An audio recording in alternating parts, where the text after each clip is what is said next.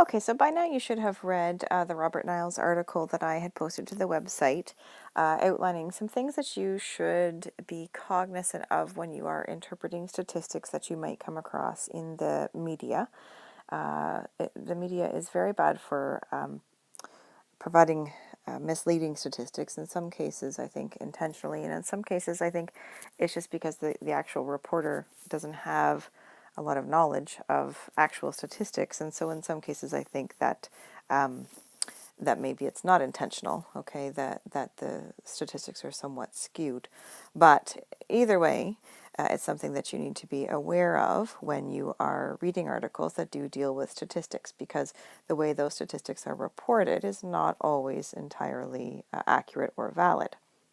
So this second handout that I wanted you to read through provides some examples, particularly graphical examples, okay, of how graphs can be misused to display information and how that can affect your interpretation of that actual data and how that can be misleading. So the first example that we have here is an example of from the Summer Olympic medal count. Now this is not the most current data we're looking at here. It says up to August 2004. So what we're looking at in this graph, hopefully by now you have read this article, is the medal count for 5 different countries listed down the left: USA, Russia, Britain, spelled incorrectly, France, and Germany.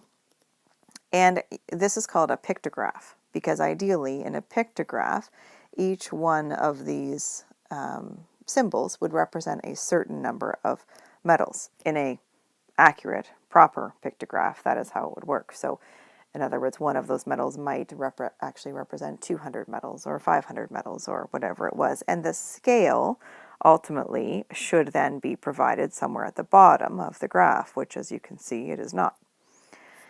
And to make matters worse, what you actually find, if you look at this a little more closely, is that the pictograph is not even consistent. So, for example, for the USA had achieved 1,975 medals at the Summer Olympics by this point in time, up to August 2004. And that is represented using 6 medals. So if we divide 1,975 by 6, we find out that each medal there, whoops, not meded, but rather medal, represents 329 medals. Right? And again, I figured that out just by dividing the total number of medals by the number in the picture. So clearly each one is intended to represent 329 medals. However, if I do the same thing here and divide 999 by 5, I don't get 329. I find that each medal in Russia's row here represents 200 medals, because 999 is basically 1,000, divided by 5 is 200. And for Britain, dividing 615 by 4, we see that represents 154 medals, and so on. We could do the same for France and Germany. So you can see that there's some significant inconsistency in what each of those medals represents. So whereas the USA had won a little more than double the medals of Britain, that's certainly not what this picture indicates, by showing you that the USA has 6 medals and Britain has 4. So there's a real misrepresentation of data happening there. The next example is sort of a weird-looking graph that is representing the top 20 tourist-generating countries to the United States, meaning of all the tourists to the United States, where are they coming from? So which countries are they coming from?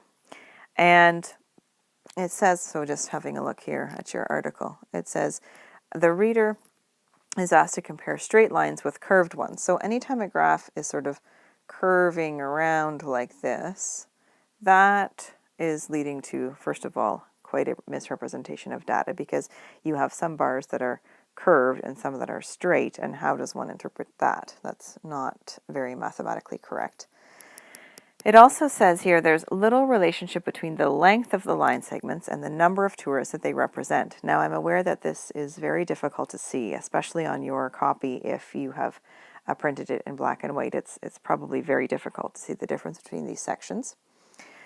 But all that I really need you to notice here, for example, within the first two bars, you can see the problem with this graph. So the first one, if you can't see it very clearly, says that Canada is responsible for sending just over 14 million tourists to the USA, while Mexico's value is somewhere between 4 and 5 million. Even I can't see that perfectly clearly. I think it's about 4,290,000-ish or something like that.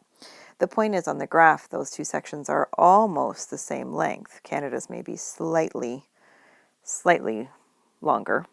But if Canada's represents 15 million tourists and Mexico's only between 4 and 5 million, clearly again you can see that the size of those sections is not proportionate to the actual number of tourists. So when you're looking at any kind of a sort of an eye-catching graph like this, always have a closer look of what the data is that's actually being represented, and don't necessarily trust the graph at first glance. It's always very important to pay attention to the scale, which in this case there is no scale. There should be a scale that indicates, every so many centimeters of width represents a certain number of people in the population, which in this case would be tourists.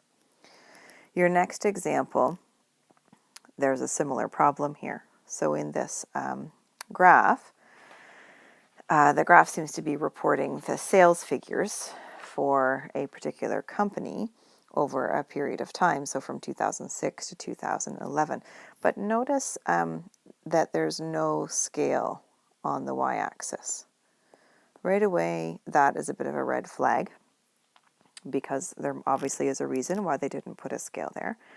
And the reason is that the heights of these bars is not actually correct. So they've put the values of the sales figures at the top of each bar, but if you compare them, you will see that there's some inconsistencies there in terms of the height of those bars. And to make that more obvious to you, underneath it is a corrected version of the graph. So the version at the bottom has a proper scale along the y-axis. It goes up by $50 million. And what you actually see is that the trend in this data is basically linear. We've basically levels out a little bit here, but basically your sales is increasing in pretty close to a linear fashion, whereas this first graph would lead you to believe that there's been this massive boost of sales in 2011. So I'm guessing that company had some reason for wanting their shareholders to believe that sales had increased dramatically in 2011, but in actual fact, it doesn't look like they had. And in the last one, we've got a similar problem.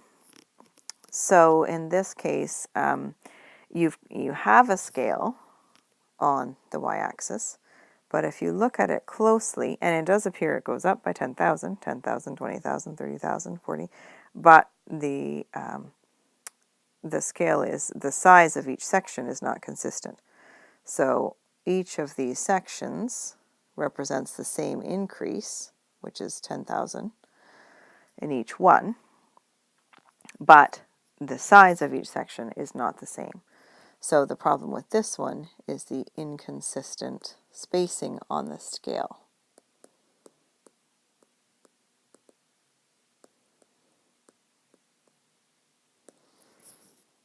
Okay, and again, I don't have a lot of background information for what this graph is representing, other than it comes from some anonymous corporate annual report. But that part doesn't really matter. Okay, I'm just pointing out to you some things that you need to be aware of when you are trying to learn something from a graph like this one. So always pay attention to the scale on the axes, things like in pictographs, what does each picture actually represent, and is there any real mathematics behind the graph that you are trying to interpret. Okay, and that's the end of this lesson.